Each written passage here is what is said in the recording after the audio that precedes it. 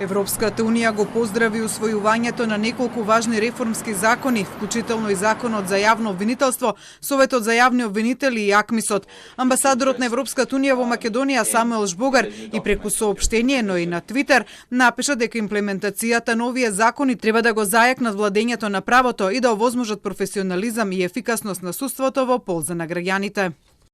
Овие закони, заедно со Законот за лицата без регулиран граѓански статус и Изборниот законник, одговараат на препораките во извештајот на ЕУ за земјава и ја потврдуваат заложбата на Северна Македонија да продолжи по патот на интеграцијата во Европската унија.